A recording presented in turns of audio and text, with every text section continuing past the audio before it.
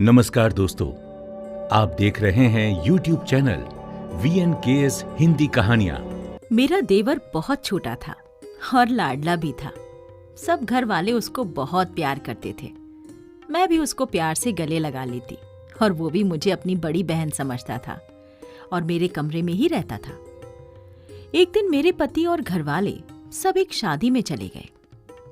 पति ने कहा, मेरे भाई को अपने कमरे में सुला लेना, रात को उसे डर लगता है।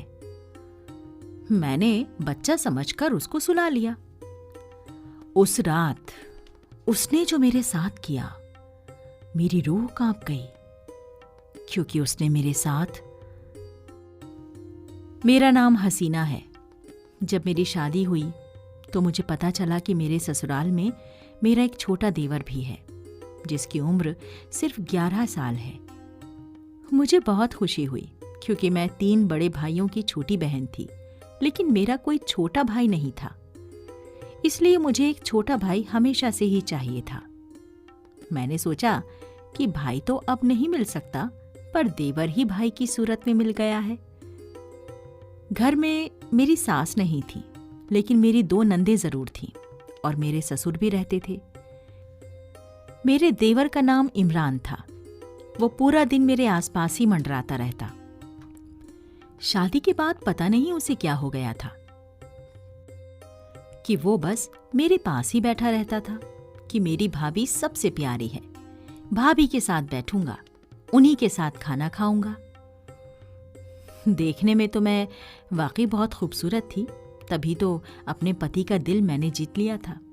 वो भी मुझसे बहुत ज्यादा खुश थे और मैं भी आंखों में ख्वाब सजाए खुश थी। सोचा था कि जिंदगी बहुत अच्छी गुजरेगी। पति को पहले से जानती थी, लेकिन मोहब्बत की शादी नहीं थी। दरअसल हम एक ही कॉलेज में पढ़ते थे।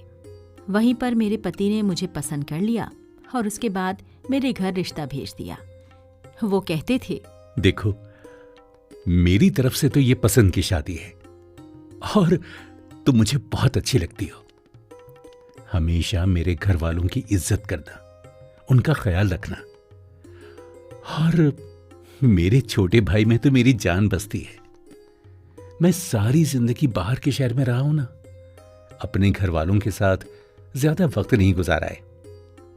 जब मैं वापस आया तो इमरान बहुत छोटा था, वो 7 साल का था। उसके बाद मैं वापस आया। 7 साल के बाद मैंने उसे देखा। मैं वहां पर बहुत बुरी तरह से फंस गया था। इसीलिए मैं अब अपनी फैमिली के साथ रहना चाहता हूं। सारी जिंदगी उनसे दूर दूर ही रहा हूं, कभी पढ़ाई के सिलसिले में तो कभी नौकरी के लिए, लेकिन बस अब अपने खानदान के साथ रहना चाहता हूं। तुम ही तो मेरी फैमिली हो और ये सब भी हैं, इसलिए इनसे कोई झगड़ा ना करना। मैं तो अपना घर बसाने के लिए आई थी और दिल में ये ख्वाहिश थी कि सबके साथ अच्छे से रहूंगी। मैं कोई खाने की चीज बनाती तो सबसे पहले इमरान को देती, वो भी बहुत खुश होता। कभी कभी मेरे लिए बाहर से कोई चीज भी लेकर आता। इतना प्यार आता मुझे उस पर कि कभी मैं उसे गले भी लगा लेती।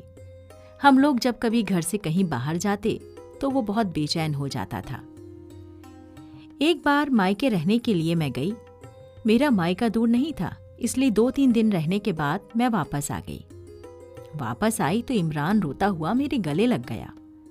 कहने लगा, आपकी बहुत याद आई। मुझसे सब लोग कहते थे कि तुमसे बहुत प्यार करता है ये। सब लोग कहते कि ये स्कूल नहीं जाता है, ये बड़ी बुरी आदत है इसकी, इसको स्कूल जाना चाहिए।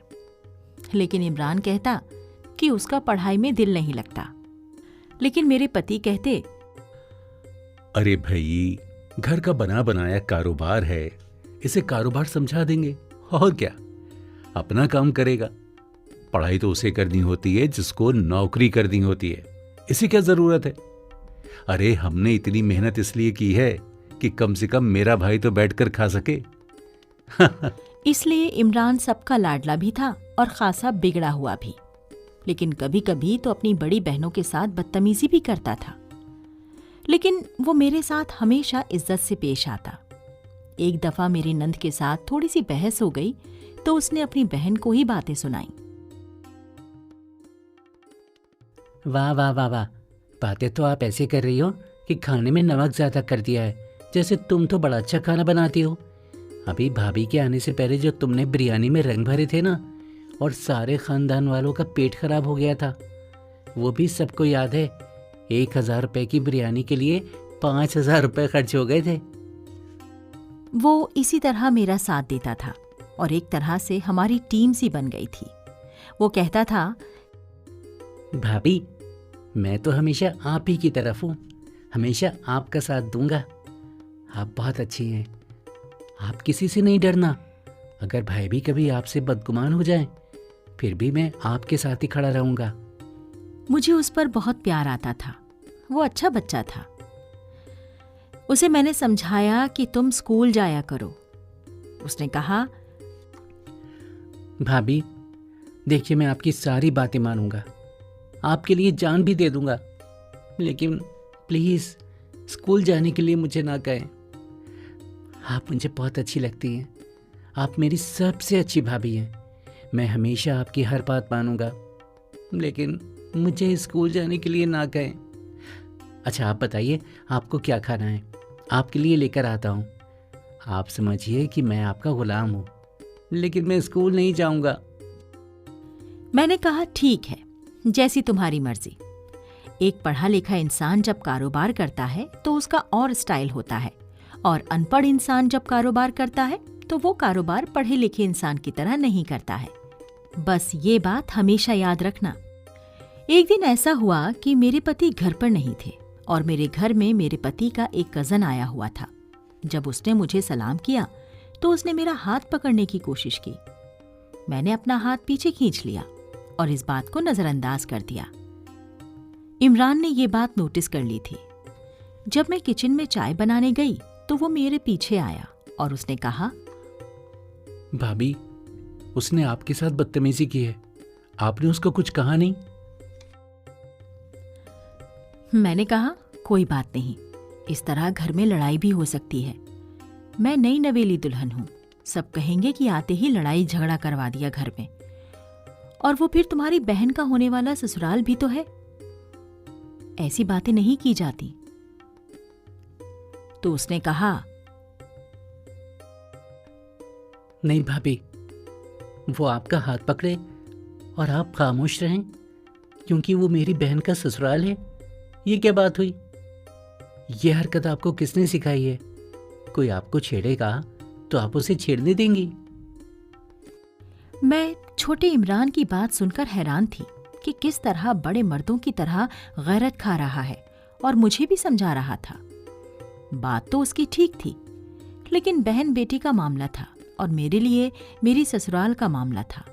ये भी तो हो सकता था कि उसने गलती से मेरा हाथ पकड़ लिया हो, जबकि मैं अच्छी तरह समझती थी कि गलती नहीं हुई थी। वो शख्स मुझे अजीब नजरों से देख रहा था।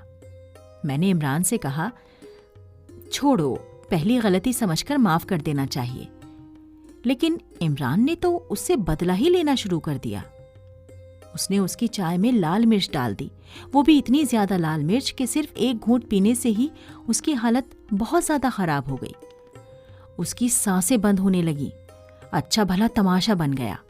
मेहमानों के जाने के बाद मेरी नंद ने उसे बहुत डांटा, इतना डांटा कि रोता हुआ वो छत पर चला गया और कुछ घंटों तक वहीं बैठा रहा।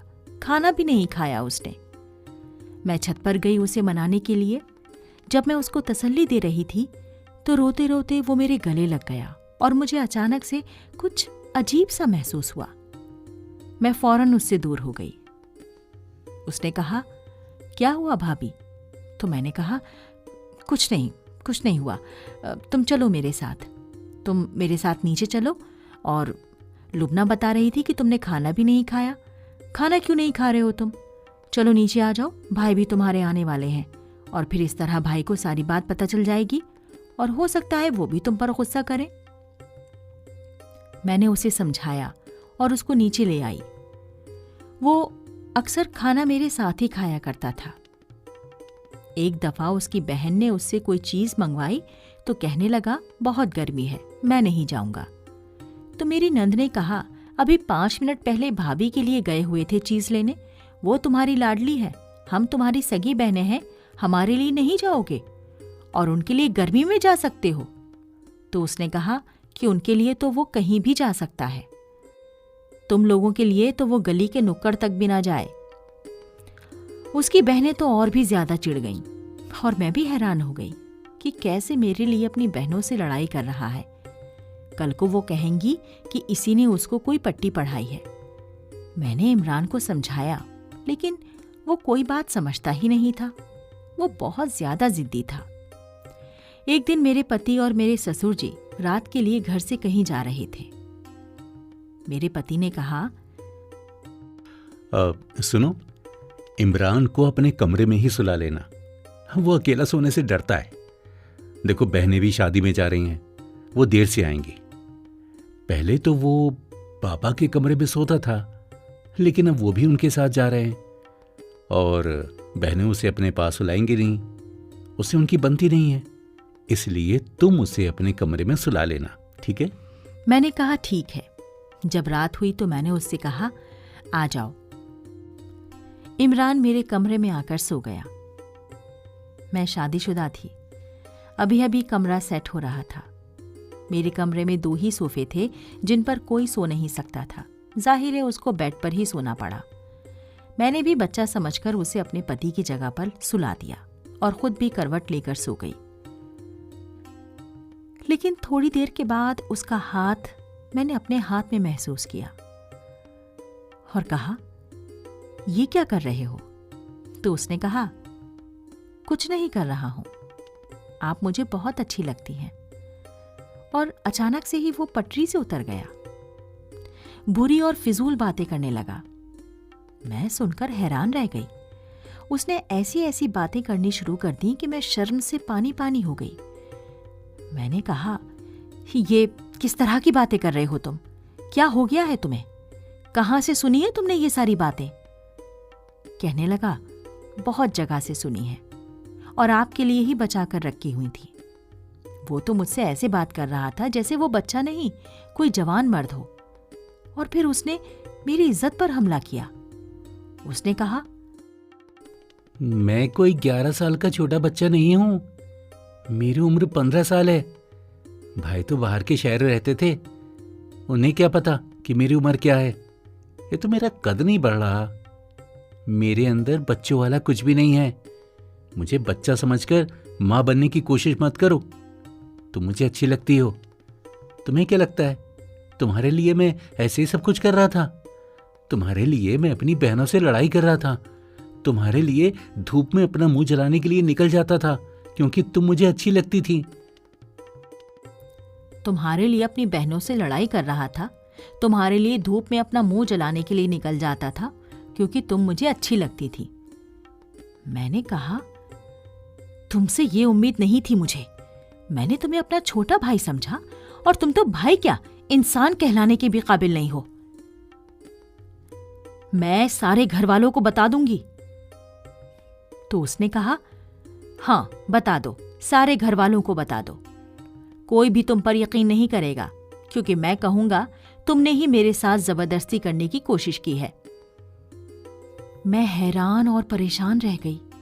उसने गुलदान उठाकर मेरे सिर पर दे मारा और मैं बेहोश हो गई।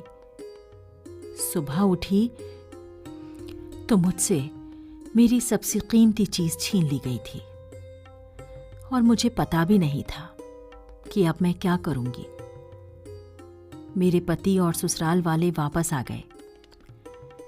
जब अपनी बेगुनाही के बारे में बताने की कोशिश की तो इससे पहले ही मेरे देवर ने घर वालों को सब कुछ बता दिया था कि इसने मेरे साथ ये सब करने की कोशिश की है।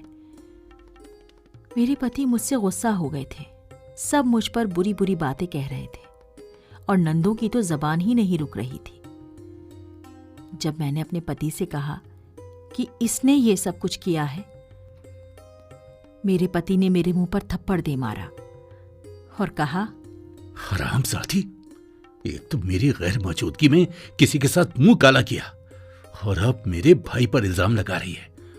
अरे तेरी जैसी लड़की एक मर्द के सहारे नहीं रह सकती। खूबसूरत है ना, तुझे अपनी खूबसूरती पर बड़ा गुरूर है। जब आईना देखती होगी तो सोचती होगी कि एक मर्द के सहारे कैसे रहूंगी, है ना? इस खूबसूरती को तुझे बाकी मर्दों में भी बांट देना चाहिए। तुझे और भी चाहने वाले मिल जाएंगे, और तुझे जब कोई और नहीं मिला तो तूने मेरे छोटे भाई का इस्तेमाल किया। अरे इस बेचारे बच्चे के दिमाग पर क्या असर पड़ा होगा। तूने उसे वक्त से पहले ही जवान कर दिया। तूने उसकी जिंदगी बर्बाद कर दी। तेरी जैसी औरत को पता नहीं मैंने कैसे अपने निकाह में ले लिया। अरे तुझे तो बाजार में बैठा देना चाहिए था। चल निकल जा मेरे घर से। मेरे पति ने गुस्से में बहुत बड़ी बड़ी बातें कह दी थी।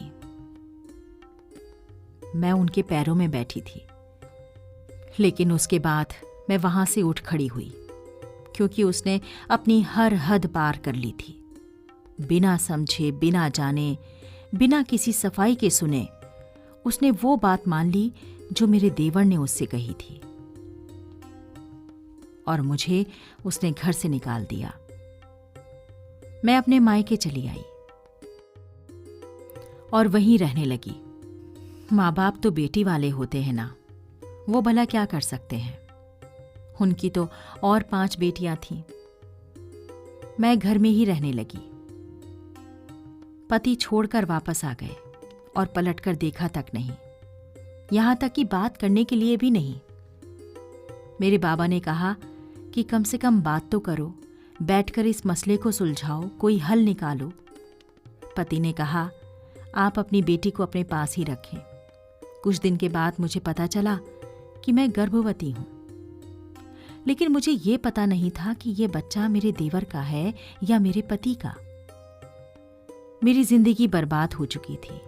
मैं कहीं की भी नहीं रही। मुझे लगता था कि मैं दुनिया की सबसे बुरी किस्मत वाली लड़की हूं, और मेरे साथ इस दुनिया का सबसे बड़ा जुल्म हुआ है। मेरे घर वालों को तो मैंने सारी बात बताई थी। वो भी मुझे ही बातें सुनाने लगे कि तुम इतनी बेवकूफ हो, तुम्हें पता नहीं चला। औरत को तो पता चल जाता है कि मर्द उसके बारे में क्या सोच रहा है। मैंने कहा मैं तो उसको बच्चा ही समझती रही थी, मुझे क्या पता था। मेरा पति मुझसे कोई बात ही नहीं करता था। मैं उसे फोन करती थी, मैसेज करती थी, उसको वॉइस मैसेज करती थी, रोती थी। 10-10 मिनट के लिए मैसेज भेजती थी, लेकिन वो मुझे जवाब ही नहीं देता। मैंने उससे कहा एक ना एक दिन तो तुम्हें पता चल जाएगा, लेकिन फिर मैं तुम्हारे साथ वापस नहीं आऊंगी, क्योंकि तब तक बहुत देर हो चुकी होगी। रिश्तों को इतना मत उलझाओ कि फिर कभी इन्हें सुलझा ना सको। लेकिन वो तो जवाब ही नहीं देते। फिर उन्होंने मेरे मैसेज सुनना भी छोड़ दिया। मेरा 8वां महीना चल रहा था जब एक दिन वो घर आए। उन्हें देखकर मैं हैरान रह गई कि जो शख्स पिछले 8 महीने से मेरे मैसेज के जवाब नहीं दे रहा था, आज मेरे घर में सर झुकाए खड़ा था। उसने मेरे बाबा से कहा वो मुझसे अकेले में बात करना चाहते हैं।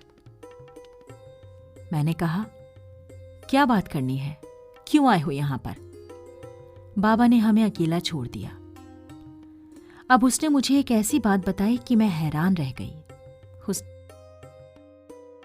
तुम्हारे जाने के बाद हमारे घर में बहुत बड़ी परेशानी आ गई। कहते हैं कि जिस घर में किसी औरत पर जुल्म होते हैं, उसके आंसू कहर बनकर उसके घर वालों पर टूट पड़ते हैं। वो घर बर्बाद हो जाता है। मेरी बहन की तलाक हो गई। उन लोगों ने उसे तलाक दे दी, जबकि वो अभी तक रुखसत भी नहीं हुई थी।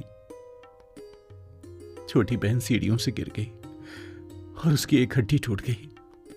और तुम जानती हो इमरान के साथ क्या हुआ? उसे कैंसर हो गया है।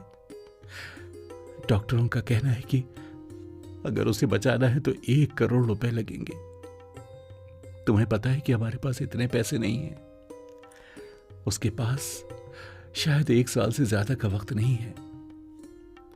उसने हमें सब कुछ बता दिया कि वो तुम पर नजर रखता था उसने तुम्हारे साथ ज्यादती की। मुझे माफ कर दो, मुझे माफ कर दो। मैंने तुम पर भरोसा नहीं किया, तुम्हें बहुत बुरा भला कहा। मैं अपने भाई की मोहब्बत में अंधा हो गया था। समझता था कि वो तो बच्चा है, लेकिन आजकल कोई बच्चा नहीं होता। मुझे माफ कर दो,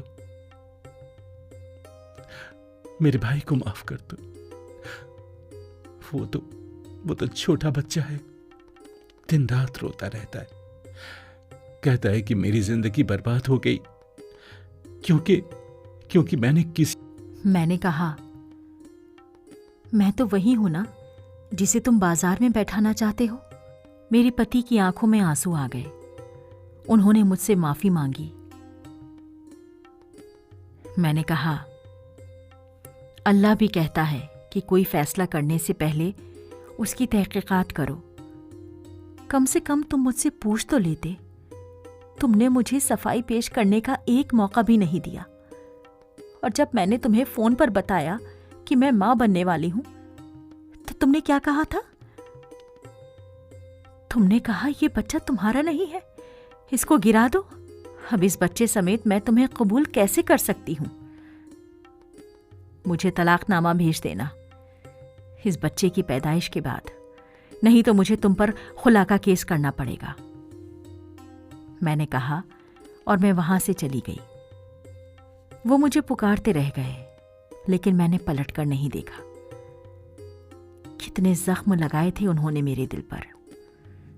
जब भरोसा ही नहीं है तो फिर कैसा रिश्ता? मैं अपने कमरे में आ गई और दरवाजा बंद कर लिया। वो मेरे बाबा के साथ कोई बात करते रहे। उसके बाद 3-4 दफा घर आए। मैंने बाबा से कह दिया था कि मैं उनके साथ नहीं जाऊंगी और ये मेरा आखिरी फैसला है।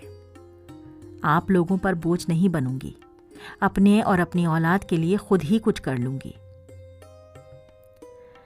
बाबा ने कहा, ऐसी बात क्यों करती हो? हम क्या मर गए हैं? जैसा तुम कहोगी वैसा ही होगा। अल्लाह ने मुझे एक प्यारी सी बेटी दी। वैसे तो मेरा भी इस वक्त में बहुत ही बुरा हाल हुआ था, लेकिन मैं अपनी बेटी को बहादुर बनाऊंगी, यही सोचकर मैंने उसे दिल से लगा लिया। बेटी की पैदाइश के बाद पति पर केस किया और उनसे तलाक लेकर अपने घर में रहने लगी। घर में ट्यूशन पढ़ाती, आहिस्ता आहिस्ता और काम भी करने लगी। फिर जब बच्ची बड़ी हुई तो एक ऑफिस में जॉब कर ली। अब अपनी बेटी के साथ रहती हूँ, उसका ख्याल रखती हूँ।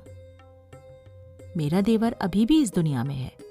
वो लोग तो कहते हैं कि उसे कैंसर है, लेकिन शायद उसे कोई और ही बीमारी थी। और अब मुझे उन लोगों से कोई लेना देना नहीं था।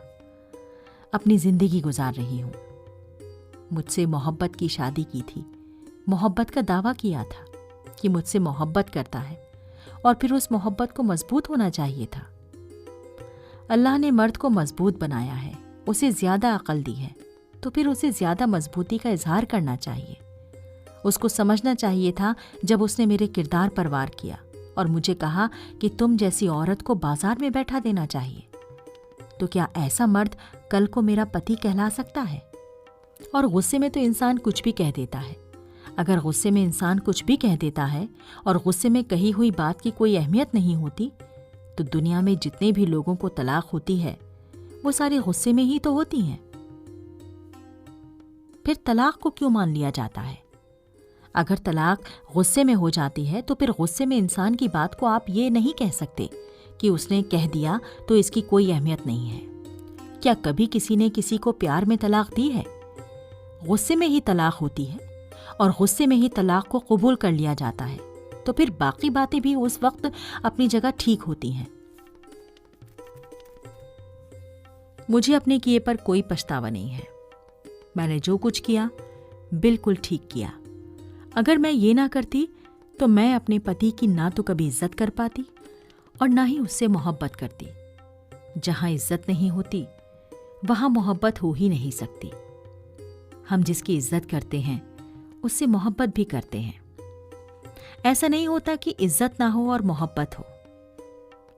अल्लाह ने मुझे बेटी दी है, उसी को जिम्मेदारी समझकर मैं सारी जिंदगी उसकी देखभाल करूंगी, उसका ख्याल रखूंगी, उसे बहादुर बनाऊंगी, ताकि कल को कोई इमरान उसकी इज्जत पर हाथ न डाल सके। आप लोग मुझे बताइएगा कि क्या मैंने ठीक किया या गलत, और मेरी बेटी की अच्छे नसीब के लिए भी दुआ करिएगा। मेरी कहानी सच्ची कहानी है।